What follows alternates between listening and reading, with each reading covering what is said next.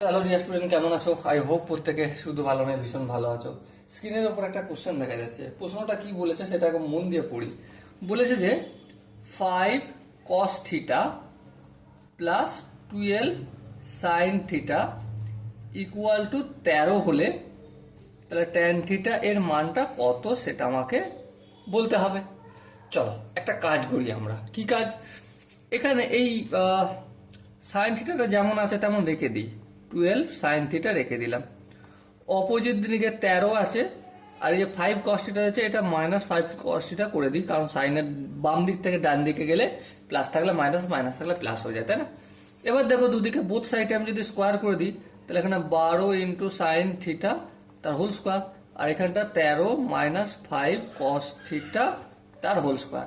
12 × sin θ তার whole square মানে 144 sin square θ। আর এখানে a - b তার হোল স্কোয়ার সূত্র কি? a স্কোয়ার মানে 13 স্কোয়ার, 13 স্কোয়ার মানে 169 minus 2ab 2ab plus b square মানে 25 cos স্কোয়ার θ। দেখো এবারে 144 যেমন আছে তেমন থাকলো, সাইন স্কোয়ার θ মানে কি 1 মাইনাস cos স্কোয়ার θ লিখলাম। এইদিকে দেখো যেমন বাকি আছে তেমন লিখে দেবো। 169 মাইনাস 13 দুগুণে 26, 5 তার 65, 65কে 2 দিয়ে গুণ করলে 130 cos θ হয়ে গেল। আর এদিকে যেন 25 cos স্কোয়ার θ আছে তেমন রেখে দিলাম। এবার দেখো 144কে 1 আর cos স্কোয়ার θ দিয়ে গুণ করবো, তাহলে 144 মাইনাস 144 cos স্কোয়ার θ। আর এদিকে যেমন বাকিটা রয়ে গেল তেমন রেখে দিই। 169 minus 13 cos θ plus 25 cos square θ। বেশ, এবার সব যা বাম দিকে আছে সব ডান দিকে নিয়ে যাই ফটাফট করে। তাহলে দেখো এদিকে 0 করে দিলাম। দেখো 169 আছে, তারপর আমি 144টাকে পাশে লিখছি মাইনাসের আকারে, কারণ আছে প্লাস হয়ে যাবে মাইনাস। বেশ, এখানে যেমন দেখো 130 cos θ রয়েছে তেমন রেখে দিলাম। তারপর দেখো 25 প্লাস 25 cos স্কোয়ার θ রয়েছে থাকলো। এটা আছে কি মাইনাস 144, এদিকে হয়ে গেলে প্লাস 144 cos স্কোয়ার θ। বুঝতে পারলাম কি? এবার দেখো 169 থেকে 144 যদি বিয়োগ করি 5 হয়। বেশ, মাইনাস 130 cos θ লিখলাম প্লাস 25 cos স্কোয়ার θ সঙ্গে 144 cos স্কোয়ার θ যদি যোগ করি কত হবে? 169 cos স্কোয়ার θ। তাহলে এবার দেখো এই 5টাকে আমি সরি, এটা 5 কেন হবে? এটা 25 হবে তো। হ্যাঁ 25, 169 থেকে যদি 144 বিয়োগ করি তো 25 হয়। ঠিক আছে, এই 25টাকে যদি আমি 5 স্কোয়ার লিখি কোনো আপত্তি আছে? আই হোপ কারো আপত্তি নেই।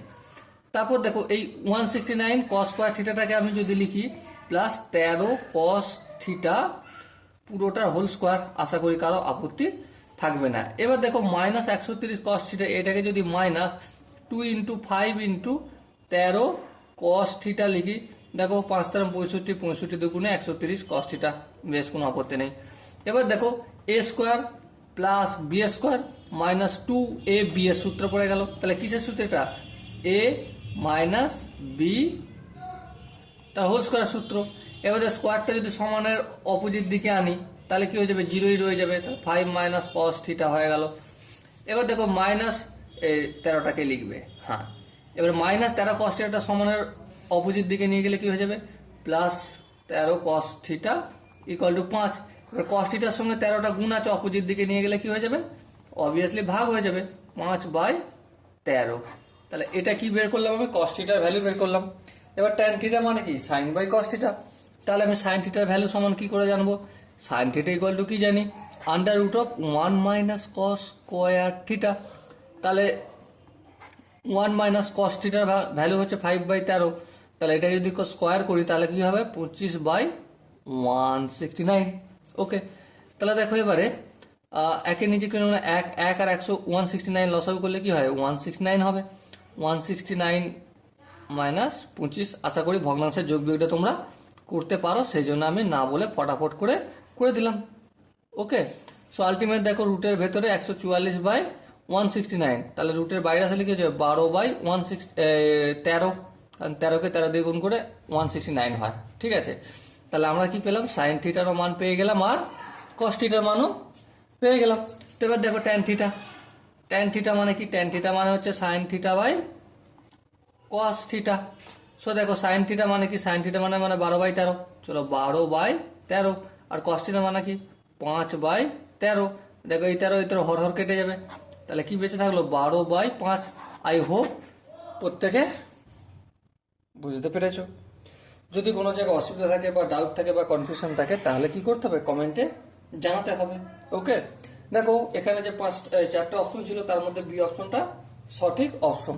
কোনো জায়গাটা যদি মনে হয় যে দাদা তুমি একটু স্পিডে করে চলে গেছো, বা যদি মনে হয় যে এই স্টেপটা আর একটু বোঝানোর দরকার আছে, তো ডেফিনেটলি কমেন্টে জানিয়ে। ওকে, সো ডিয়ার স্টুডেন্ট, দেখা হচ্ছে পরবর্তী সেশনে। ততক্ষণ পর্যন্ত ভালো থেকো, সুস্থ থেকো এবং জয় হিন্দ।